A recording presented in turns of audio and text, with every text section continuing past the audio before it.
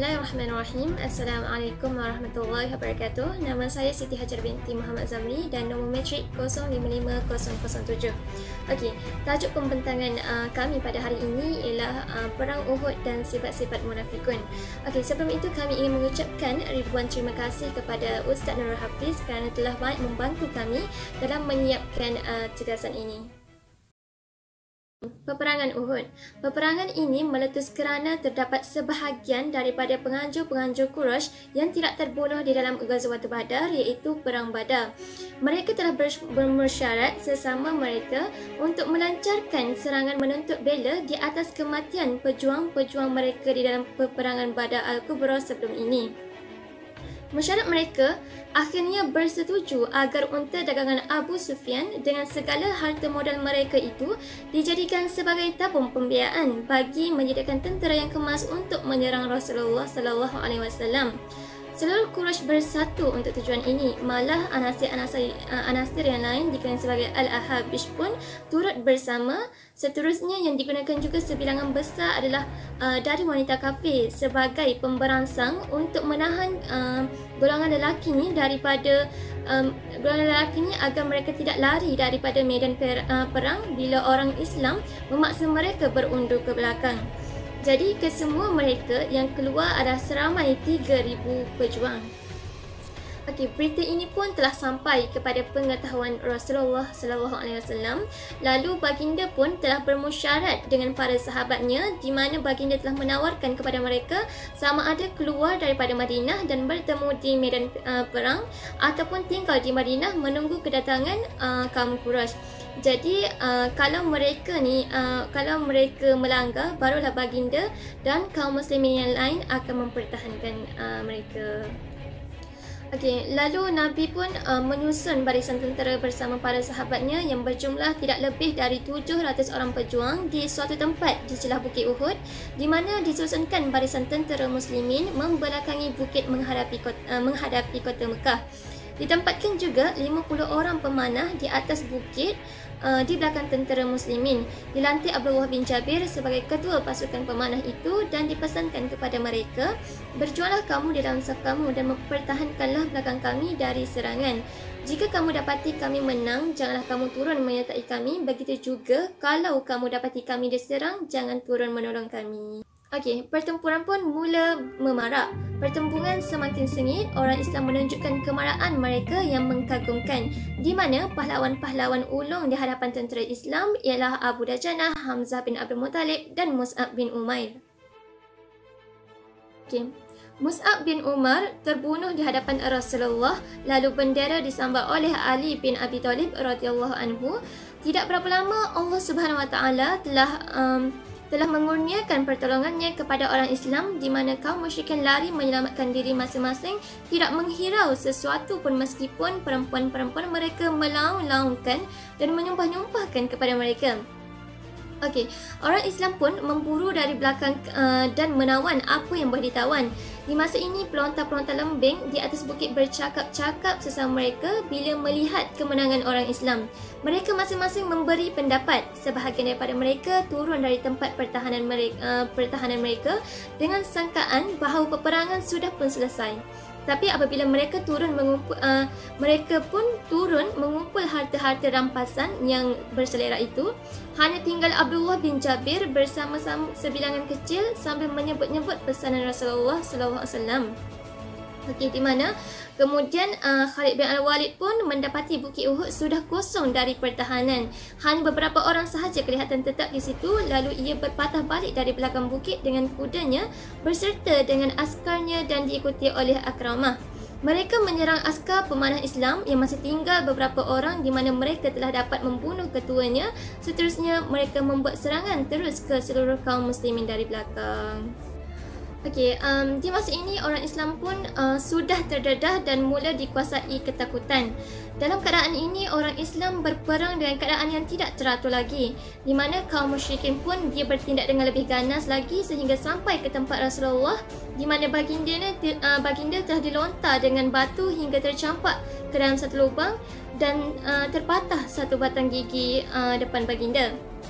Muka baginda juga turut terluka darah mengalir ke atas muka baginda, sambil baginda juga berkata, bagaimana boleh berjaya satu kaum yang telah melumurkan muka Nabi mereka dengan darah, sedangkan ianya mengajak mereka ke jalan Tuhan mereka. Okey, Fatimah membasuh luka baginda, manakala Sayyidina Ali pula mencucuri air ke atasnya setelah didapati darah tidak menghenti-henti mengalir. Fatimah pun mengambil sekeping pelepah tumbuhan membakar hingga menjadi debu dan ditampalnya di tempat luka. Barulah darah berhenti mengalir. Okey, jadi di dalam suasana ini tersebar di kalangan umum bahawa Rasulullah telah pun dibunuh. Berita angin ini telah menimbulkan perasaan takut dan gerun dalam kalangan sesetengah orang Islam, hingga golongan yang lemah iman telah menyuarakan, apa perlunya kita berada di sini lagi? Bukankah Rasulullah SAW telah terbunuh? Mereka ini lari menyelamatkan diri, tetapi Anas bin An-Nadar telah melaung di tengah ramai dengan katanya, maka apa pula kamu hidup selepas Rasulullah? Dan beliau menunjuk ke arah orang munafikin dan golongan lemah iman. Manakala Anas pula meluru ke hadapan, menghunus pedangnya kepada setiap musyrikin di hadapannya sehingga beliau terbunuh syahid. Jadi di dalam kesibukan ini terukirlah episod-episod yang mengkagumkan, iaitu pengorbanan para sahabat yang di sekeliling Rasulullah menyerahkan sepenuhnya jiwa raga mereka demi mempertahankan Rasulullah sehingga terbunuh, sebahagian besar dari mereka sebagai syuhada di medan perang. Sejurus kemudian, pertempuran di antara kedua-dua pihak pun mula reda. Kafir musyrikin pun mengundur diri dengan penuh kebanggaan di atas kejayaan yang mereka perolehi itu. Kaum muslimin terperanjat besar dengan kematian sahabat-sahabat mereka seperti Hamzah bin Abdul Muttalib, Al-Yaman, Anas bin Nadar, Mus'ab bin Umar dan yang lain-lain lagi. Rasulullah sendiri sangat berduka cita di atas kematian bapa saudaranya, di mana mayat bapa saudaranya itu telah dicederakan, iaitu perut yang dibelah, hati yang dimamah, hidung dan telinganya dipotong. Kemudian Rasulullah meletakkan mayat-mayat itu berdua-dua di dalam satu kain. Kemudian beliau bertanya yang mana satu yang lebih menghafaz Al-Quran dan siapa yang lebih, maka didahulukan ke dalam liang lahat. Selesai itu, baginda pun bersabda, aku menjadi saksi kepada mereka ini semua di hari kiamat dan diperintah supaya dikebumikan sekali dengan darah-darah mereka, tidak disembahyang ke atas mereka dan tidak dimandikan pula. Orang-orang Yahudi dan munafikin pun menunjukkan kebencian mereka terhadap orang Islam. Abdullah bin Ubay bin Salul dan kawan-kawannya menyebut-nyebut kepada orang Islam dengan katanya, kalau kamu ikut cakap kami, masakan sebahagian daripada kamu akan terbunuh. Malah seterusnya mereka menipu, bertanya mengenai kemenangan yang mereka idam-idamkan bersama Rasulullah. Lalu Allah Subhanahu Wa Taala telah menurunkan ayatnya dari surah Ali Imran sebagai mengulas keretakan kaum Yahudi dan munafikin serta menerangkan hikmah yang diperolehi di dalam peperangan Uhud itu. Di mana maksud surah Ali Imran ini berbunyi, orang-orang yang mengatakan kepada saudara-saudaranya dan mereka tidak turut pergi berperang, sekiranya mereka mengikut kita, tentulah mereka tidak terbunuh. Katakanlah, tolaklah kematian itu dari dirimu jika kamu orang-orang yang benar, dan janganlah kami mengira orang-orang yang gugur di jalan Allah itu mati. Bahkan mereka itu hidup di sisi Tuhannya dengan mendapat rezeki. Kemudian Rasulullah pun berangkat pulang ke Madinah bersama sahabat-sahabatnya pada petang Sabtu itu. Di malam itu Rasulullah dan para sahabat-sahabat yang lain merawat luka-luka mereka. Setelah selesai Rasulullah melakukan sembahyang subuh pada pagi Ahad, Rasulullah pun meminta Bilal supaya memberitahu kepada para sahabatnya bahawa Rasulullah memerintah agar keluar memburu musuh. Mereka yang akan keluar ialah mereka yang telah menyertai baginda di dalam peperangan Uhud kemarin. Lepas tu Rasulullah pun meminta benderanya yang masih terikat pada kayu lagi itu lalu diserahkan kepada Ali bin Abi Thalib. Semua mereka keluar dengan berbagai keadaannya, di antaranya luka, lemah dan adanya patah-patah sehingga mereka sampai ke Sahra Al-Asad. Di mana Sahra Al-Asad ni yang jaraknya kira-kira 10 batu dari Madinah dan mengambil tempat serta bermalam di situ. Orang-orang Islam juga menyalakan timbunan api yang besar sehingga boleh dilihat dari tempat yang jauh, di mana disangkakan ramai pengikutnya. Okey, selepas itu pada masa itu bersama mereka adalah Ma'bad bin Ma'bad Al-Khuzai. Ketika itu Ma'bad ni adalah salah seorang musyrikin Khuzai. Setelah beliau berlepas dari situ, ia bertemu pula dengan kaum Quraisy di mana mereka sedang berpesta ria dengan segala pantun dan nyanyian berbangga dengan kemenangan yang dicapai kemarin di dalam peperangan Uhud. Okey, di dalam suasana itu mereka bermusyarat sesama mereka dengan hasrat ingin berpatah balik ke Madinah untuk beroperasi membersih orang Islam dari muka bumi ini. Tetapi Safwan bin Umayyah pun melarang mereka supaya jangan berbuat demikian. Dan pada masa itu Abu Sufyan pun melihat kepada Ma'bad dan bertanya, apa yang ada di belakangmu itu wahai Ma'bad? Jawabnya, Muhammad telah pun keluar dengan sahabatnya yang begitu ramai yang belum pernah aku lihat. Mereka ini mencari kamu untuk membuat perkiraan lain. Nampaknya mereka begitu bersemangat dan bersungguh-sungguh hendaklah bertemu semula dengan kamu yang belum pernah kulihat seperti itu. Lalu Allah Subhanahu Wa Taala mencampakkan ketakutan dan kegurunan yang bersangatan ke dalam hati orang-orang musyrikin. Dengan itu mereka pun cepat-cepat beredar ke Mekah. Dan Rasulullah pun tinggal di Hamra Al-Asad pada hari Isnin, Selasa dan Rabu. Jadi selepas itu barulah Rasulullah SAW balik semula ke Madinah. Okey, jadi saya rasa itu sahaja daripada saya. Terima kasih dan pembentangan topik seterusnya akan dibentang oleh sahabat saya sebentar lagi. Assalamualaikum warahmatullahi wabarakatuh. Nama saya Sharifah Aisyah Sakinah binti Said Hasnul Hisham. Nombor metrik saya 055-056. Baiklah, setelah mendengar kisah Perang Uhud daripada sahabat saya sebentar tadi, saya akan meneruskan pembentangan yang seterusnya, iaitu Al-Imru wal-Izzat min Ghazwati Al-Uhud, iaitu pengajaran daripada Perang Uhud. Al-Imru wal-Izzat min Ghazwati Al-Uhud, iaitu pengajaran dan teladan daripada Perang Uhud. Terdapat beberapa pengajaran dan teladan daripada perang ini. Yang pertama, daripada peristiwa ini, kita dapati bahawa salah satu prinsip yang selalu dipegang teguh oleh Rasulullah sallallahu alaihi wasallam ialah baginda selalu bermusyawarah dengan para sahabat berkenaan dengan setiap masalah yang dihadapi oleh mereka. Contohnya dalam perang ini, Rasulullah sallallahu alaihi wasallam bersetuju dengan permintaan para sahabat untuk keluar daripada Madinah dan berperang di pinggir Madinah. Lalu, baginda memakai baju besi untuk berperang.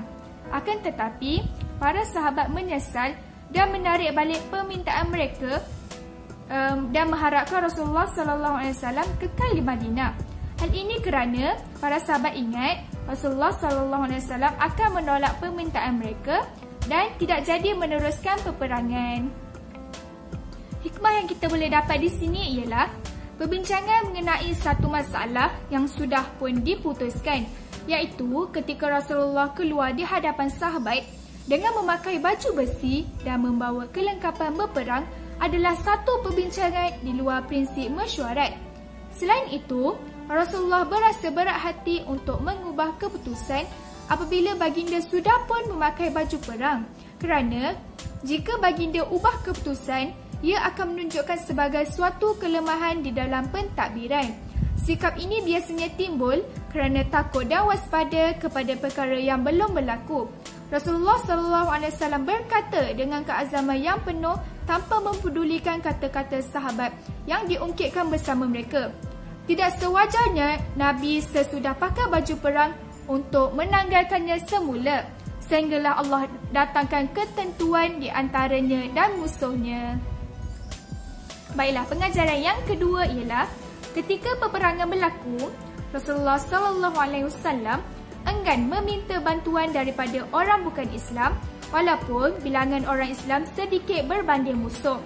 Ibnu Sa'ad meriwayatkan dalam kitab Al-Tabaqat bahawa Rasulullah SAW bersabda, janganlah kita meminta pertolongan daripada ahli musyrikin untuk melawan orang musyrikin.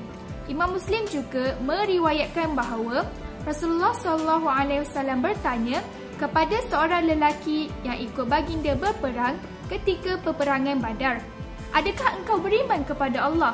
Lelaki itu menjawab, tidak. Rasulullah berkata lagi, kamu boleh pulang kerana aku tidak akan meminta bantuan daripada orang musyrik. Baiklah, pengajaran yang ketiga ialah satu perkara yang kita patut perhatikan ialah peribadi Sumrah bin Jundub dan Rafiq bin Khadij yang mana ketika mereka masih remaja dan tidak lebih daripada umur 15 tahun, mereka berdua ni datang bertemu Rasulullah SAW dan memohon kepada baginda agar mereka dapat menyertai peperangan, malah mana-mana peperangan. Seperti yang kita ketahui, peperangan dengan erti kata lain ialah pertaruhan nyawa akan berlaku. Pada ketika itu, kita dapat tahu bahawa pasukan tentera Islam dan musyrikin tidak seimbang, yang mana tentera Islam tidak lebih daripada 700 orang, manakala tentera kaum musyrikin melebihi 3,000 orang dengan kelengkapan senjata yang mencukupi. Mereka berdua ni lebih berani daripada Abdullah bin Ubay bersama 300 pengikutnya yang lari daripada medan perang.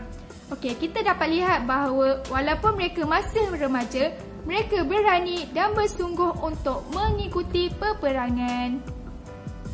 Yang keempat, kita boleh mengamati dan mengagumi sikap dan perbuatan Rasulullah SAW menyusun saf atau barisan kaum muslimin dan mengatur pertahanannya sebelum peperangan bermula. Baginda meletakkan barisan yang utuh dan kuat di barisan akhir serta memerintahkan barisan pemanah juga agar tidak meninggalkan tempat mereka walau apapun yang berlaku sehingga mendapat arahan baru daripada Rasulullah. Di sini kita dapat lihat bahawa Allah mengurniakan kebijaksanaan kepada baginda untuk memperkuatkan dan menyusun strategi peperangan dengan lancar dan terurus. Baiklah, pengajaran dan teladan yang terakhir dalam peperangan Uhud ini ialah kita dapat mengetahui bahawa Rasulullah SAW mengalami luka yang cukup parah. Baginda tersungkur, kepalanya berdarah, gigi baginda patah dan banyak darah mengalir daripada mukanya. Hal ini kerana ini ialah balasan untuk segelintir pasukan muslimin yang melanggar perintah pemimpin mereka. Okey, dalam perang Uhud ini juga, apakah hikmah di sebalik tersebarnya kabar angin bahawa kematian Rasulullah dalam kalangan pasukan muslimin? Baiklah, jawapannya ialah ikatan hubungan di antara kaum muslimin dengan baginda serta keberadaannya menunjukkan hubungan yang begitu kemas terjalin sehingga mereka tidak sanggup berpisah dengan baginda dan mereka dapat menggambarkan bagaimana kekuatan hubungan mereka iaitu boleh diabadikan selamanya walaupun setelah pemergian Rasulullah SAW. Baiklah, saya rasa itu sahaja daripada saya. Sahabat saya akan menyambung pembentangan yang seterusnya. Assalamualaikum warahmatullahi wabarakatuh. Bismillahirrahmanirrahim. Nama saya Najah binti Idris, nombor matrik 055219. Okey, saya akan menerangkan tentang sifat-sifat munafikun. Yang mana sifat munafikun ini ada pada Abdullah bin Ubay dan sahabat-sahabatnya. Okey, baiklah, seperti mana yang telah diterangkan oleh rakan saya Siti Hajar, yang mana orang munafik adalah Abdullah bin Ubay, yang mana Abdullah bin Ubay ni telah melarikan diri ketika peperangan Uhud. Okey, baiklah, saya akan menceritakan tentang kisah Abdullah bin Ubay dan rakan-rakannya mengundurkan diri. Sebelum terbitnya fajar dan di akhir waktu malam, Nabi Muhammad SAW telah mendirikan solat subuh. Pada ketika itu, jarak baginda dengan kawasan musuh begitu dekat. Baginda dapat melihat musuh, manakala musuh pula dapat melihat baginda. Pada ketika itu, Abdullah bin Ubay, iaitu orang munafik, tidak mahu menurut perintah Nabi Muhammad SAW. Dia telah mengundurkan diri daripada medan peperangan bersama 1/3 jumlah askar Islam, iaitu lebih kurang dalam 300 orang tentera Islam, sambil berkata, "Aku tidak tahu mengapa kita mahu membunuh diri sendiri.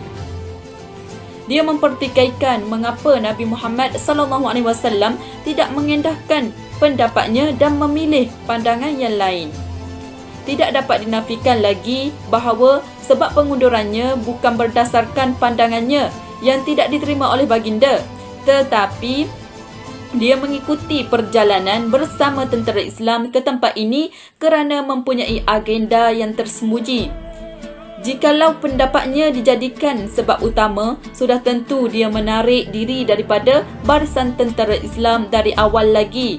Tetapi tujuan utama dia melalui pengunduran tenteranya adalah untuk menimbulkan ketidakstabilan dan huru-hara dalam barisan tentera Islam supaya pihak musuh melihat dan mendengar berita kekacauan yang berlaku bersama tentera Islam.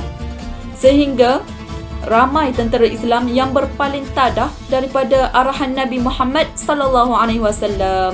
Ramai juga yang hilang semangat untuk berperang. Sebaliknya, pihak musuh menjadi lebih berani dan mereka menjadi lebih bersemangat apabila melihat keadaan tentera Islam sebegini. Oleh yang demikian, ia mempercepatkan lagi usaha untuk membunuh Nabi Muhammad SAW dan para sahabatnya yang ikhlas berjuang. Dikala itu, ramai yang merasakan kepimpinan perlu dikembalikan kepada ketua orang munafik dan rakan-rakannya. Seterusnya, hampir-hampir orang munafik berjaya merealisasikan apa yang diharapkan. Dua kumpulan tentera Islam iaitu Bani Harithah daripada kalangan Aus dan Bani Salamah daripada kalangan Khadraj hampir gagal kerana ingin memilih pandangan orang-orang munafik. Tetapi Allah telah memelihara kumpulan ini. Mereka menjadi lebih kuat setelah mereka berhadapan dengan huru-hara dan keinginan mereka untuk mengundurkan diri dan pulang. Allah Subhanahu Wa Taala telah menyebut keadaan mereka ini di dalam Al-Quran di dalam surah Al-Imran ayat 122 yang bermaksud, ingatlah ketika dua puak daripada kamu terasa lemah semangat untuk meneruskan perjuangan kerana takut. Padahal Allah Subhanahu Wa Taala ialah penolong dan pelindung mereka, dan kepada Allah sahaja hendaknya orang yang beriman bertawakal. Abdullah bin Haram iaitu ayah kepada Jabir bin Abdullah mengingatkan orang-orang munafik terhadap kewajipan mereka dalam tempoh yang kritikal ini. Dia mengekori, mencela serta mengajak mereka untuk kembali ke medan peperangan. Dia mengingatkan mereka dengan menyatakan, marilah kamu semua untuk berjuang di jalan Allah ataupun mempertahankan diri kamu. Tetapi mereka mengatakan, jikalau kami faham ada peperangan, tentu kami mengikutimu. Abdullah meninggalkan mereka yang pulang dan mengatakan, semoga Allah menjauhkan kamu, wahai musuh Allah, dan Allah akan membantu nabinya tanpa kamu semua. Oleh itu, ayat Al-Quran ini diturunkan bagi menceritakan tentang perihal orang-orang munafik yang bermaksud dan juga dengan tujuan dia hendak melahirkan dengan nyata tentang orang munafik yang dikatakan kepada mereka, marilah berperang pada jalan Allah ataupun pertahankan dirimu. Mereka menjawab, jikalau kami faham ada peperangan, tentu kami mengikutimu. Mereka mendekati kekufuran ketika itu dari dekatnya kepada iman. Mereka selalu menyebut dengan mulutnya apa yang tidak ada dalam hatinya. Dan ingatlah, Allah Maha mengetahui akan apa mereka sembunyikan. Surah Al-Imran ayat 167.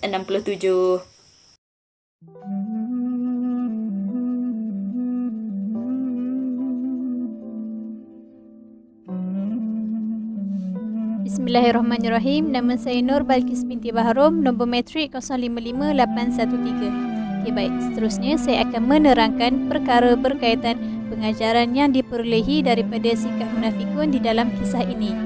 Okay, seperti yang telah dijelaskan oleh sahabat saya sebelum ini, di dalam peperangan itu orang-orang munafik menunjukkan sikap mereka yang tersendiri. Mengapakah sikap mereka jelas sedemikian rupa? Tidak lain ialah kerana ianya mempunyai hikmat dan matlamat yang tersendiri. Di antara yang terpenting ialah memisahkan kaum munafikin dan bercampur gaul dengan umat Islam. Sebaliknya, sikap itu tersirat faedah yang besar terhadap kaum muslimin yang merupakan bekalan hidup di masa depan. Kita telah perhatikan penarikan diri oleh Abdullah bin Ubay bin Salul dengan 300 orang pengikutnya dari menyertai Rasulullah sallallahu alaihi wasallam dan sahabatnya, dan ini berlaku sejurus lepas mereka keluar dari Madinah Al-Munawwarah. Alasan tindakan mereka mengikut apa yang diungkit balik oleh Abdullah bin Ubay ialah kononnya Rasulullah sallallahu alaihi wasallam terikut sangat dengan pendapat golongan muda dan terpesona dengan pendapat mereka dan tidak mengikut pendapat golongan tua yang waras. Adapun sebab yang sebenarnya keengganan mereka itu ialah kerana Abdullah bin Ubay tidak mahu mendedahkan diri mereka kepada bahaya. Inilah perangai sebenar orang munafikin yang paling jelas, iaitu mereka mengaku Islam kerana hendak harta rampasan sahaja dan mengelakkan diri dari segala bahaya dan daripada perkara yang boleh membinasakan diri mereka. Dorongan yang menggalakkan mereka berpegang dengan Islam ialah kerana dua tujuan. Tujuan yang pertama ialah harta rampasan yang mereka harapkan, dan yang kedua ialah bala bencana yang mereka dapat elakkan. Selain itu, menjadi adat bagi kebanyakan rasul supaya mereka ini diuji dan seterusnya mereka mendapat ganjaran. Hikmah di sebalik itu ialah jikalau mereka sentiasa beroleh kemenangan, orang-orang yang tidak ikhlas akan menyokong mereka, dan orang-orang yang benar dan yang tidak benar tidak dapat dibezakan. Sekiranya para rasul sering mengalami kekalahan pula, maka tidak tercapailah matlamat pelantikan Nabi dan Rasul itu. Menjadi ketentuan dan rahsia Allah Subhanahu Wa Taala akan perkara ini, dan ini juga untuk membezakan orang yang benar dan orang yang berdusta. Apabila peperangan berlaku, orang-orang munafik mula menampakkan perbuatan dan percakapan mereka yang tidak jujur, yang selama ini mereka pendamkan, dan akhirnya ia dizahirkan. Oleh itu, orang-orang Islam mengetahui bahawa mereka sebenarnya mempunyai permusuhan, lantas mereka akan lebih berjaga-jaga dan berwaspada terhadap golongan ini. Antara hikmah lain ialah berkenaan bantuan yang diberikan di saat akhir peperangan.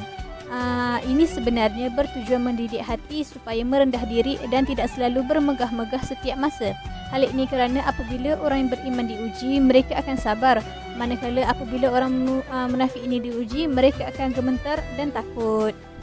Akhir sekali, jelaslah bahawa sifat munafik ini ialah sifat yang dicela, sehingga turunnya ayat di dalam Al-Quran, di dalam surah At-Taubah, ayat yang ke-84 yang bermaksud, dan janganlah sekali-kali kamu mensolati, wahai Rasul, salah seorang yang telah mati dari kalangan orang-orang munafik untuk selamanya, dan janganlah kamu berdiri di kuburnya untuk mendoakan kebaikan baginya, sebab sesungguhnya mereka itu telah kafir kepada Allah Subhanahu Wa Taala dan kepada Rasulnya, dan mereka mati dalam keadaan fasik. Inilah hukum secara umum pada orang yang sudah diketahui kemunafikannya.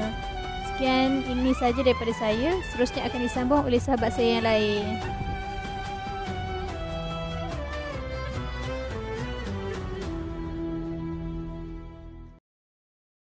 Bismillahirrahmanirrahim. Assalamualaikum warahmatullahi wabarakatuh. Nama diberi Siti Nur Aisyah binti Ahmad Tirmizi, nombor matrik 054920. Baik, saya akan meneruskan pembentangan daripada sahabat saya sebelum ini. Saya akan menceritakan mengenai Ghazwatu Hamra al-Asad ataupun dikenali sebagai peperangan Hamra al-Asad. Baik. Perang Hamra al-Asad adalah satu di antara peperangan yang diikuti Nabi Muhammad SAW pada tahun ketiga Hijrah, iaitu satu hari selepas peperangan Uhud berlaku. Tujuan daripada peperangan ini adalah untuk mencegah serangan baru daripada kaum musyrikin kepada warga Madinah. Dan perang Hamra al-Asad ini terjadi pada hari Ahad pada 8 Syawal tahun ketiga Hijrah, sehari selepas perang Uhud berlaku. Dan peperangan ini berlaku di kawasan bernama Hamra al-Asad yang terletak sekitar 8 atau 10 mil atau sekitar 20 km di sebelah barat daya kota Madinah. Okey, baik. Nabi Muhammad SAW ni masih memikirkan keselamatan orang-orang Islam. Baginda bimbang sekiranya orang-orang kafir merasakan mereka masih tidak mendapat manfaat daripada kemenangan yang mereka peroleh daripada medan pertempuran. Mereka pasti menyesali akan hal tersebut dan mereka akan kembali ke Madinah untuk melancarkan serangan untuk kali yang kedua. Justru itu, baginda Nabi Muhammad SAW ni merancang untuk melakukan operasi bagi menghalau tentera Mekah. Okay, baik. Ahli pengkaji peperangan dan sejarah menyatakan Nabi Muhammad SAW ni menyeru orang-orang Islam dan menaikkan semangat mereka untuk bertempur dengan musuh. Arahan itu dikeluarkan pada waktu pagi keesokan harinya selepas peperangan Uhud ni berakhir, iaitu pada hari Ahad, hari ke-8 pada bulan Syawal tahun ke-3 Hijrah. Dan seterusnya, Nabi Muhammad SAW dan orang-orang Islam pun bertolak bersama-sama hingga mereka sampai di Hamra al-Asad.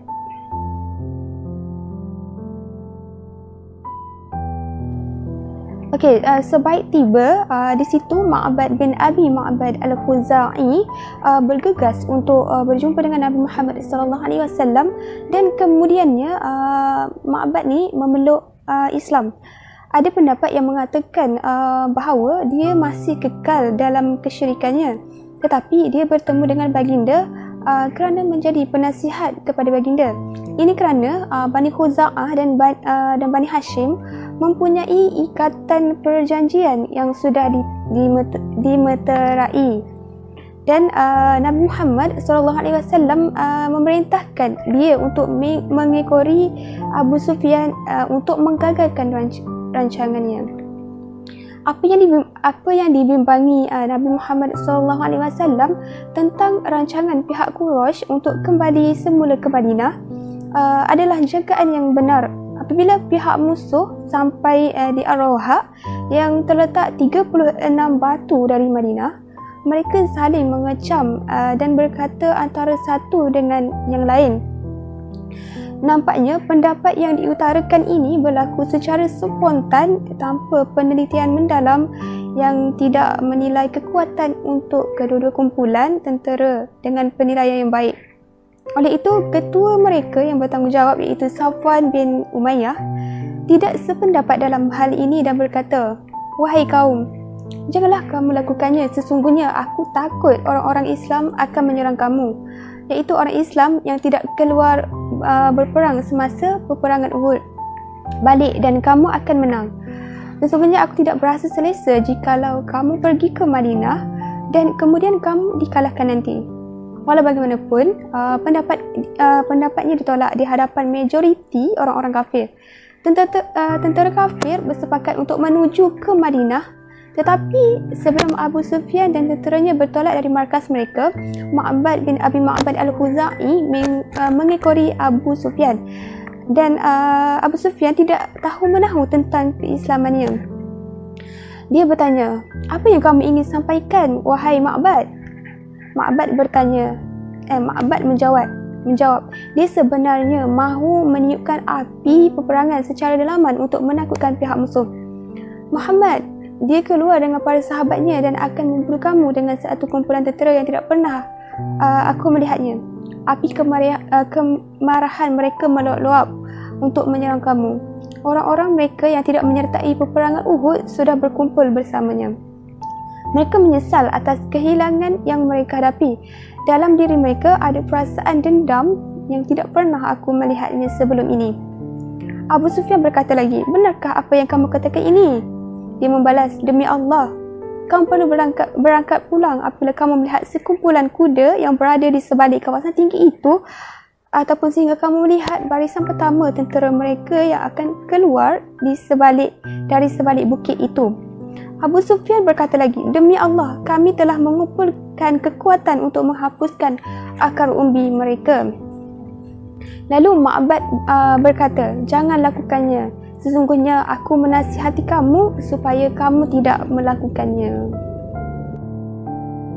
Okey, seterusnya pada saat itu semangat orang-orang kafir merudum dan mereka terkejut dan serta sangat takut. Mereka tidak berfikir lagi untuk meneruskan serangan. Pada suatu masa, dia bertembung dengan sebuah rombongan perniagaan kabilah Abdu Al-Qais yang sedang menuju ke Madinah. Abu Sufyan berkata, "Adakah kamu boleh menyampaikan satu mesej kepada Muhammad daripada aku? Aku akan penuhkan rombongan kami ini dengan buah kismis di pasar Unkas yang setibanya kamu di Mekah nanti." Mereka menjawab, "Boleh." Dia berkata lagi, "Sampaikan kepada Muhammad bahawa aku sudah mengumpulkan kekuatan untuk menghapuskan dia dan para sahabatnya habis-habisan." Rombongan tersebut menemui Nabi Muhammad SAW dan para sahabat baginda. Pada waktu itu, mereka berada di Hamra Al-Asad. Mereka diberitahu apa yang ingin disampaikan oleh Abu Sufyan. Orang-orang yang berada dalam rombongan tersebut berkata, "Sesungguhnya mereka berkumpul untuk menyerang kamu dan ingin menakut-nakutkan kamu. Namun, ancaman mereka itu menambahkan lagi keimanan orang-orang Islam."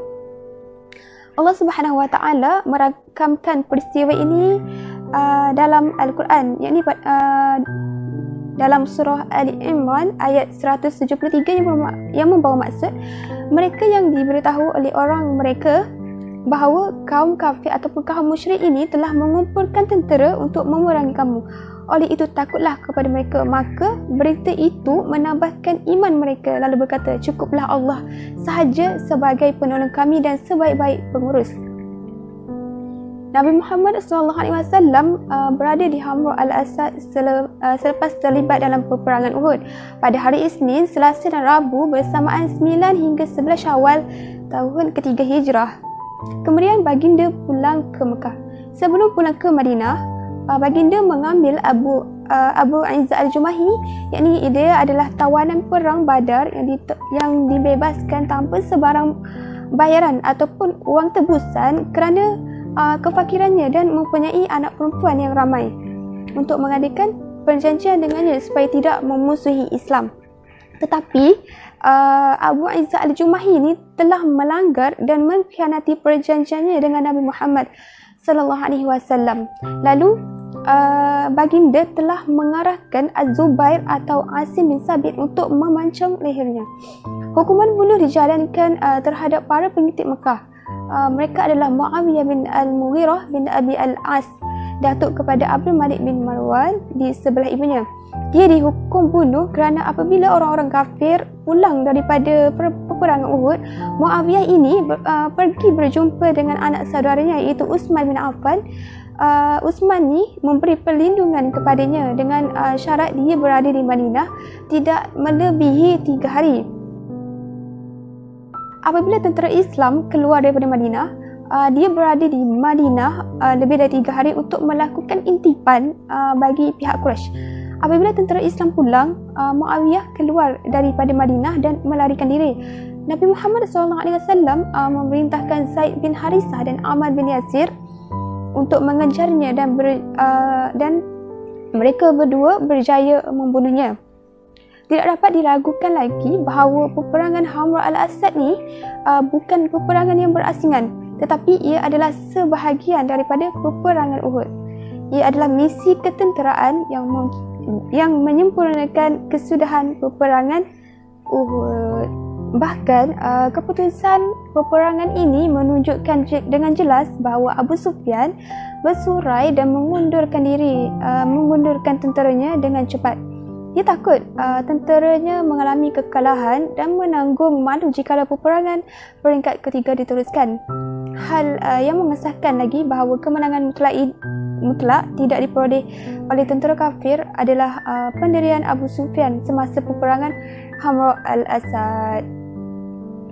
Okey, itu sahaja daripada saya. Seterusnya sahabat saya yang lain akan menyambung pembentangan yang keseterusnya.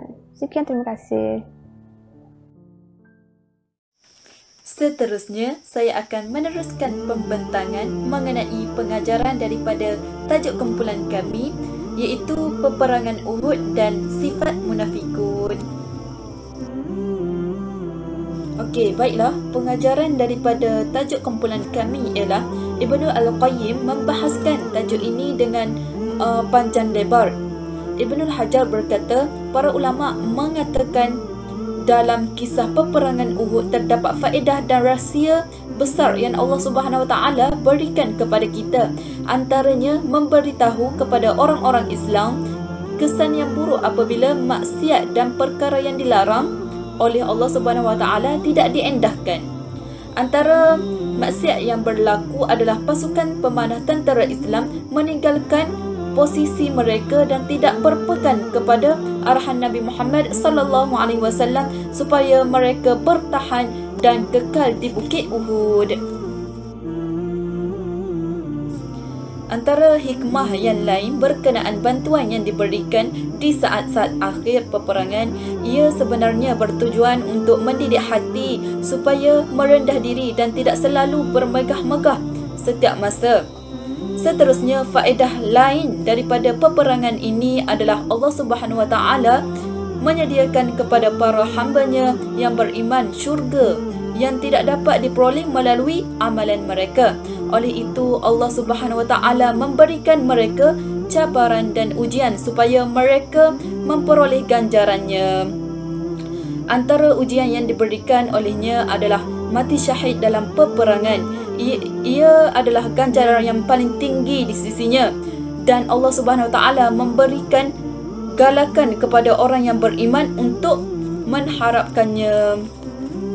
Antara faedah dan hikmah yang terakhir ialah apabila dia mahu membinasakan musuh-musuhnya, dia menjadikan sebab-sebab yang menjadikan musuhnya menentang orang-orang yang beriman seperti kekufuran, kejahatan dan keterlampauan mereka sebagai sebab untuk menghapuskan dosa-dosa orang-orang yang beriman dan menambah lagi dosa kepada orang-orang yang kafir. Sekian, itu saja pembentangan daripada kumpulan kami. Syukran jazilan.